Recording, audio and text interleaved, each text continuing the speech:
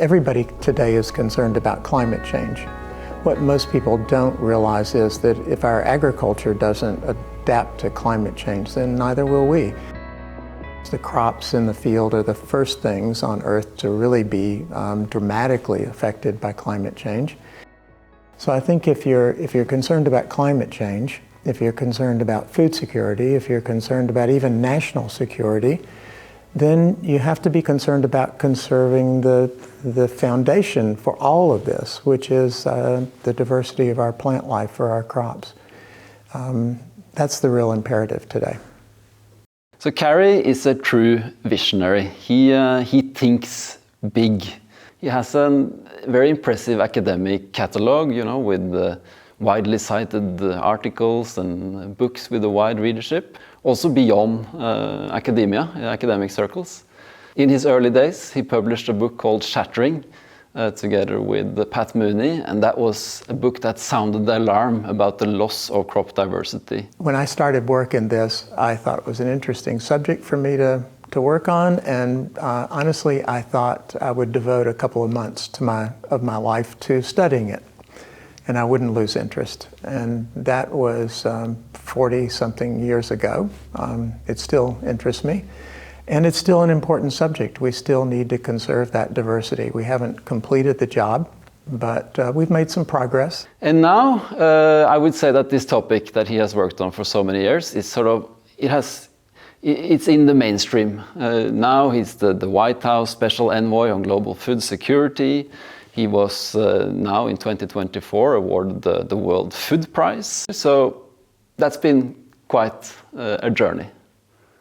Well, I came to OLS in 1990, and I must say it was kind of a magical period for me because I had a lot of colleagues at Noragric who were very supportive, and yet they came from different disciplines, and that was truly wonderful for me because I shared an office with a plant breeder.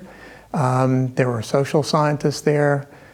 There were soil scientists there, and that interaction really strengthened the foundations of my own knowledge and made me much more effective and opened up the world for me and to help me figure out the kinds of things that I needed to do.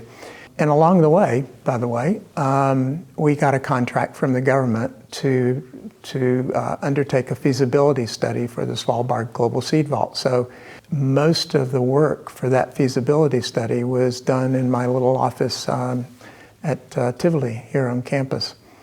And one day I took the train into Oslo and presented it to people in Uday in the Ministry of Foreign Affairs. And to make that very long story short, they said yes.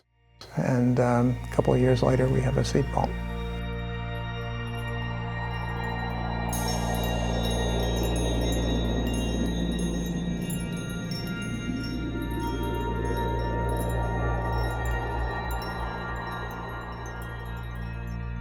So Cary is a scholar, and he's a thinker, and he's a doer, but he's also a great storyteller.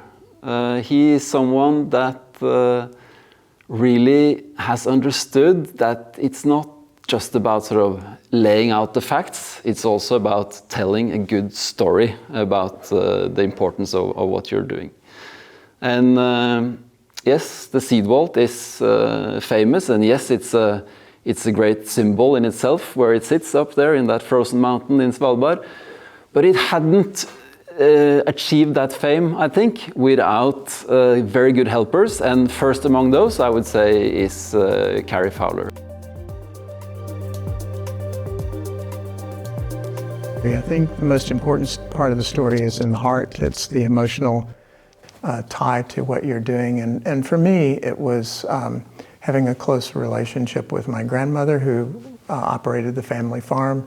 And so I grew up with a feeling that farmers were public servants, that they were important people to be respected and admired and helped. And I think, you know, for me, like many other people, the blending of an emotional motivation with an intellectual curiosity about the subject, if you can ever manage to have a career where you can combine those two, then you probably have something that's sustainable and that will give you some meaning in life.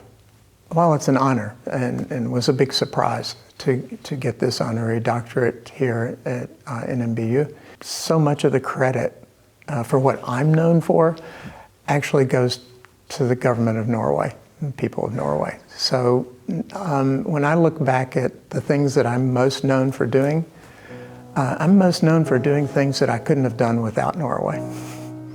So, you know, what can I say?